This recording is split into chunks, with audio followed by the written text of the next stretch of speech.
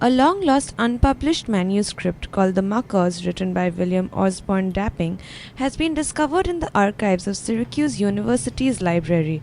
It is a thinly disguised autobiographical narrative which accounts the author's youth as a member of a boys' street gang in the 1880s. The book has been selected as the director's choice for this year's fall by Syracuse University Press. Director of Syracuse University Libraries, Alex Biffer, says that the book is not only an intellectual treasure but also has current relevance. She says that the children on the streets even today have the same behavioral patterns. They will find their fun or their camaraderie however they may. And that's part of what this story is about. Biffer says the book will be valuable for teaching in classes of progressive culture, history, as well as sociology, but the reason she chose it to be the director's choice for the fall is much more than just that.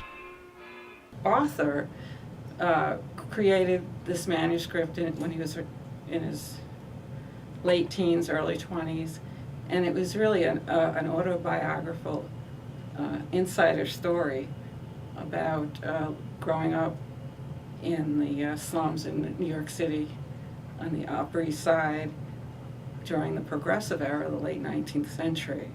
So you get really an interesting look at what it was like to be a boy in a street gang and getting into mischief. And then his story after the book, the period of the book, is very interesting too, because he went on to a program called the George Junior Republic in upstate New York, and it changed his life. He was then able to go to Harvard, and he became a newspaperman. The book was found in the Syracuse University's library's special collection, which makes it a great example for collections at the university.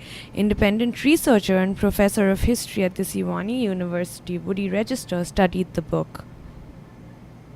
Muckers was not allowed to be published in the 1800s, partly because the author did not want to be associated with a controversial past and preferred to use a pseudonym, and also because the publishers did not want middle-class children to be affected or influenced by the ideas of the street children. Today we have a lot of literature looking into the lives of these people, but back in the 1800s, surprisingly, it wasn't very different. That is why The Muckers is interesting.